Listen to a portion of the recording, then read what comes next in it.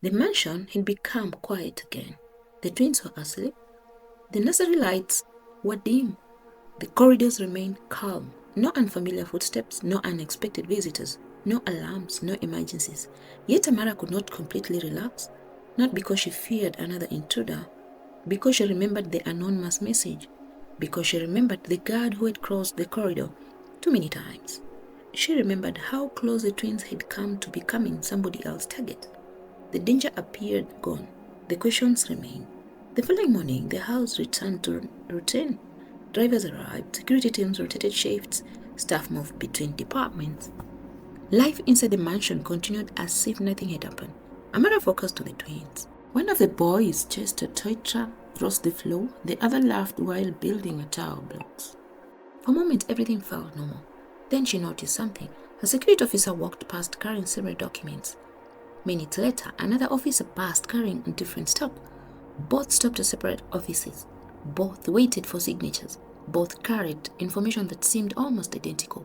Amara watched quickly and quietly. The first officer disappeared down the corridor. The second followed shortly after. The people kept moving, but nothing appeared to move faster. Later that afternoon, Chairman stopped briefly at the nursery. The twins immediately ran towards him. Amara smiled and returned to organizing their study materials. Chairman held papers in his hands. She glanced at them and goes, "By the way." And then she remembers the movement of papers from one officer to the other. Finally, she asked, "Why does this house use so many paper approvals?" Chairman looked up. "What do you mean?" Amara shrugged. "The same information seems to move through many people. At the university, most things are already in the system. If it isn't in the system, it doesn't exist." For several seconds, neither spoke. Then Amara returned her attention to the twins. The conversation appeared finished, but Joon-ho remained thoughtful. That evening, she reviewed everything, several operation files.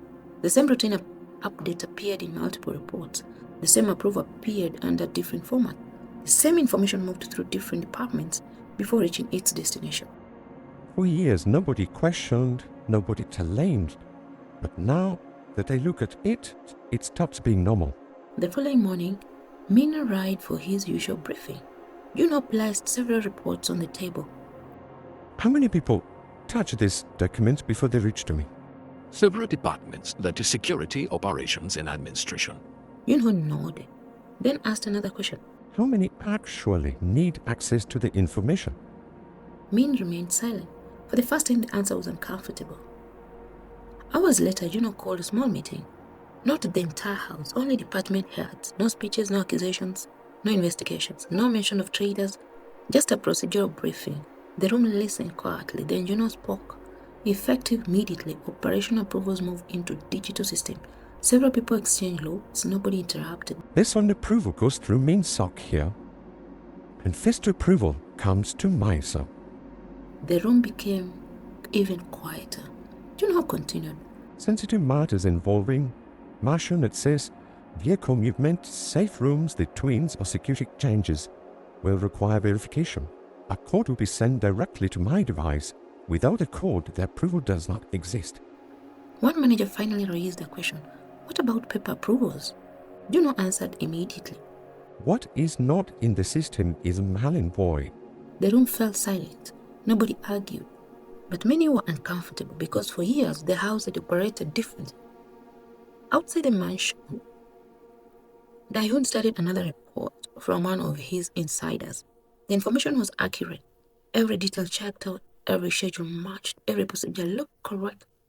Yet when he attempted to act on the information, nothing happened. The opportunity no longer existed. The timing no longer worked. The report was correct, but somehow useless. Dae-hyun slowly lowered the document. For the first time in weeks, frustration appeared on his face.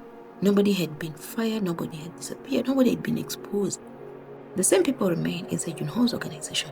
So why was the information losing value? Back inside the mansion, Min reviewed the implementation plan. He assumed the decision came from Joon-ho. The department heads assumed the same. Nobody questioned. Nobody knew where the idea had started. In the nursery, Amara helped the twins prepare for bed. Her final examination was around the corner. The twins argued over a toy. Life continued, simple, ordinary. Far away from operations, far away from security meetings, far away from organizational decisions.